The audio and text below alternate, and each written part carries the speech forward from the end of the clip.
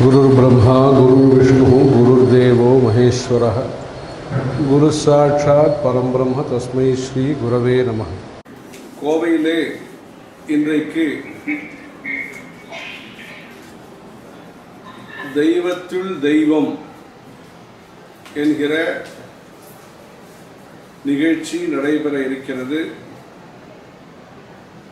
உண்மை நிகழ்ச்சிகளை 100 ஆண்டு காலம் நடந்த உண்மை நிகழ்ச்சிகளை நாடகத்தின் மூலமாக தெரியப்படுத்த இருக்கிறார்கள். 1894 வருஷத்திலிருந்து 1994 வருஷம் வரையிலே ஒரு 100 ஆண்டு காலம் நடந்த அந்த ஆன்மீக நிகழ்ச்சிகளை உங்களுக்கெல்லாம் தெரிந்தவர்களுக்கு நினைவுபடுத்தவும் தெரிந்து கொள்ள வேண்டியவர்களுக்கு தெரியப்படுத்தவும் இந்த நிகழ்ச்சி ஏற்பாடு செய்யப்பட்டிருக்கிறது. ஏற்கனவே இந்த நிகழ்ச்சி சென்னையிலேயும் மும்பையிலேயும் நடத்தப்பட்டு தற்பொழுது கோவையிலே ஏற்பாடு செய்யப்பட்டிருக்கிறது. தமிழகம் ஒரு தர்மத்தை போதிக்கக்கூடிய பூமி, பக்தியை பிரச்சாரம் செய்யக்கூடிய பூமி,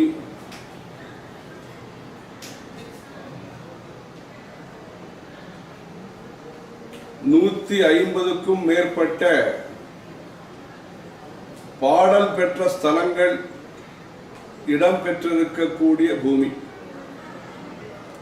108 திவ்ய தேசங்களிலே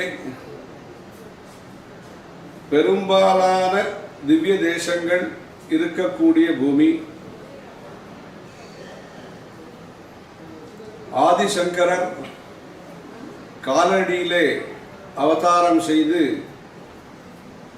பாத யாத்திரையாக பல இடங்களுக்கும் விஜயம் செய்த நிலையிலே திருச்செந்தூர், திருவானைக்காவல், காஞ்சிபுரம் போன்ற ஆதிசங்கரருடைய வரலாற்றுடன் இணைந்த பூமி தமிழ்நாடு. திருச்செந்தூரிலே சுப்பிரமணிய புஜங்கம் என்கிற ஸ்தோத்திரத்தை ஆதிசங்கரர் எழுதியிருக்கிறார், பாடியிருக்கிறார். ராமேஸ்வரம் வழியிலே வெயிலுகந்த விநாயகர் என்பதாக ஒரு கோவில் இருக்கிறது. அந்த இடத்திலே முதாகராத்த மோதகம் என்கிற கணேச பஞ்சரத்னம் எழுதியதாக ஐதீகம். அதே போன்று 12 ஜோதிர்லிங்கங்கள், அந்த 12 ஜோதிர்லிங்கங்களிலே சேது பந்தேது ராமேஷம், அந்த ராமபிரானால் கட்டப்பட்ட சேது, அந்த பாலத்தை உடைய ராமேஸ்வரம் இந்த தமிழ்நாட்டிலே இருக்கிறது. ஸ்ரீ தாமிரபர்ணி ஜலராசி யோகே நிபத்ய சேதும் சததம் முனீந்திரைஹி ஸ்ரீராமச்சந்திரேண சமர்ச்சிதம் தம் ராமேஸ்வராக்கியம் சததம் நமாமி என்பதாக ஆதிசங்கர பகவத் பாதர்கள் இந்த ராமேஸ்வரத்தை பற்றி பாடியிருக்கிறார்கள். திருவானைக்கோவிலே அகிலாண்டேஸ்வரி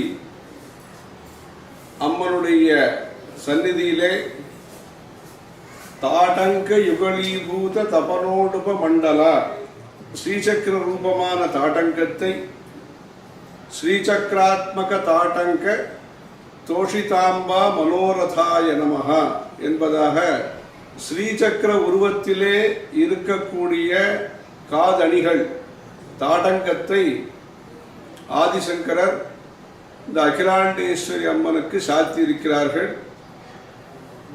அதே போன்று காஞ்சிபுரத்திலே ஸ்ரீசக்கரம் ஸ்வயமாலிகத் என்பதாக ஸ்ரீசக்கர பிரதிஷ்டை செய்திருக்கிறார்கள். இப்படி தமிழ்நாட்டுடன் ஆதிசங்கருடைய தொடர்பு, நெருங்கிய தொடர்பு.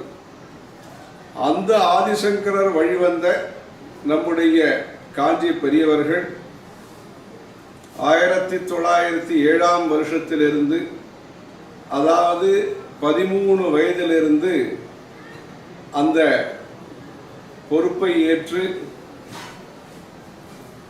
நமக்கெல்லாம் அனுகிரகம் செய்து அருளாசிகள் வழங்கி உபதேசங்கள் வழங்கி அந்த நூற்றாண்டிலே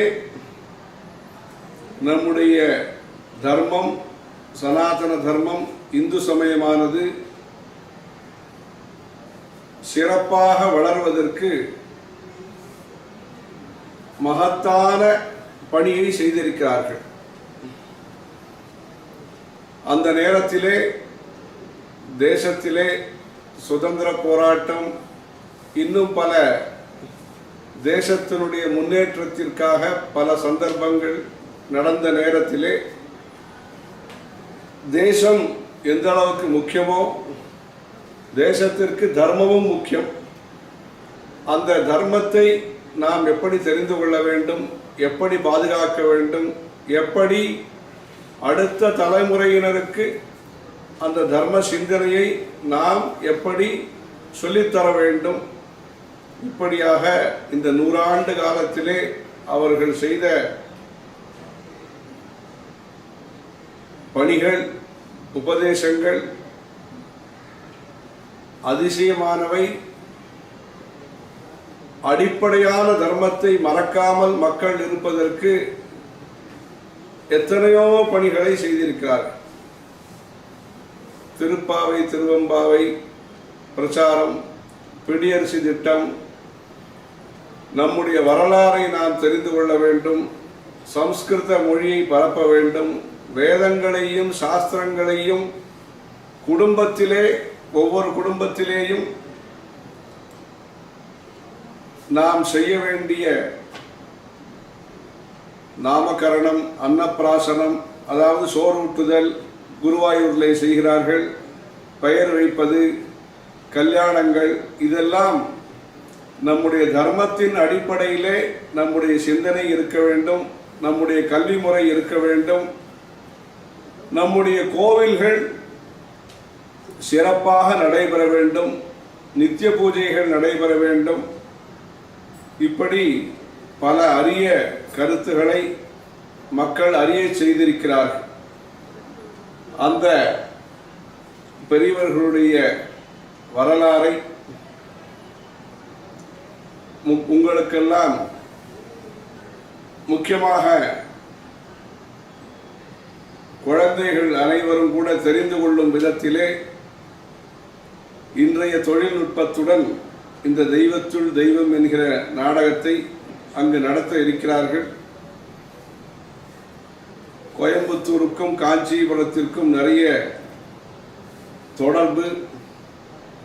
1927ஆம் வருஷம் ஏப்ரல் மாதத்திலே கேரளா விஜயம் செய்வதற்கு முன்பாக கேரளாவிலே நெல்லிச்சேரி என்கிற கிராமத்திலே மகாத்மா காந்தி அவர்கள் நம்முடைய பெரியவர்களை தரிசனம் செய்து பல விஷயங்களிலே கலந்துரையாடி இருக்கிறார்கள். தரிசனம் செய்து அங்கிருந்து கோயம்புத்தூருக்கு வந்து பப்ளிக் மீட்டிங்கை அட்ரஸ் பண்ணியிருக்க.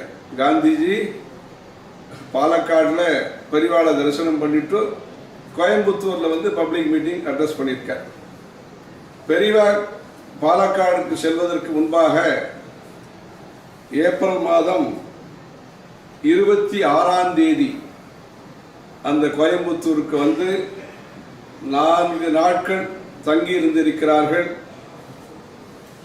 சேலம், ஈரோடு, நெருஞ்சிப்பேட்டை, இப்படி பல ஊருக்கும் வந்திருக்கிறார்கள்.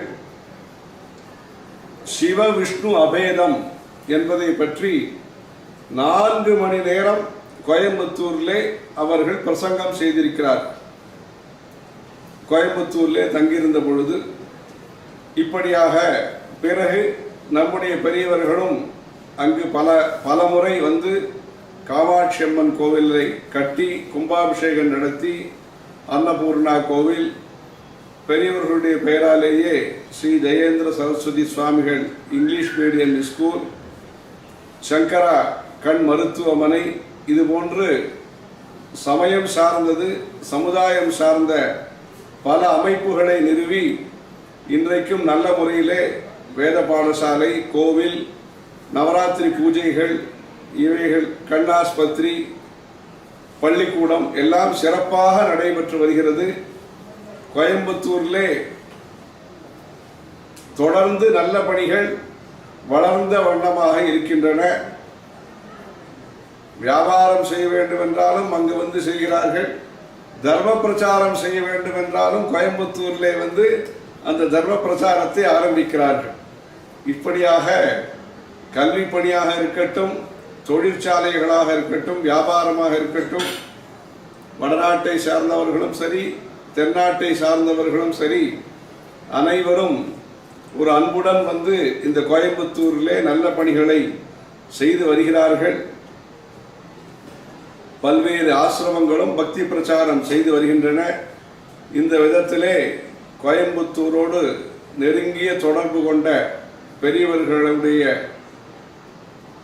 இந்த திவ்ய சரிதத்தை நீங்கள் எல்லோரும் பார்த்து மேன்மேலும் இந்த பக்தி மார்க்கத்தில் ஈடுபட்டு குரு பக்தியிலே சிறந்து விளங்கி அதன் மூலம் குரு பக்தியின் மூலமாக நீங்கள் எல்லோரும் இந்த நல்ல சங்கல்பத்தை மேன்மேலும் வளர்த்து கொண்டு இந்த கண்ணாஸ்பத்திரி இன்றைக்கு ஆரம்பித்தது. நிறைய 10-15 ஆஸ்பத்திரி நடைபெற்று வருகின்றன. கோவிலே சிறப்பாக பூஜைகள் நடைபெறுகின்றன. வேத பாடசாலை சிறப்பாக நடைபெறுகிறது. இது போன்ற நல்ல பணிகள் எல்லாம் மேன்மேலும் நிறைய நடந்து அந்த குரு பக்தி உங்களுக்கெல்லாம் சக்தியை அளித்து அந்த சக்தியின் மூலமாக நீங்கள் சேவை செய்யக்கூடிய பாக்கியத்தை பெற்று மேன்மேலும் சிறந்து விளங்குவதற்கு உதவிகரமாக உத்வேகத்தை அளிக்கக்கூடியதாக இந்த நிகழ்ச்சி இன்றைக்கும் நடந்து நாளைக்கும் நடைபெற்று தொடர்ந்து நல்ல பணிகள் நடப்பதற்கு அந்த பெரியவர்களுடைய ஆசி உங்களுக்கெல்லாம் கிடைப்பதற்கு அனைவரும் பிரார்த்தனை செய்து இந்த நல்ல பணிகளிலே மேலும் தொடர்ந்து ஈடுபட வேண்டும். ஹரஹர சங்கர, ஜெய ஜெய சங்கர.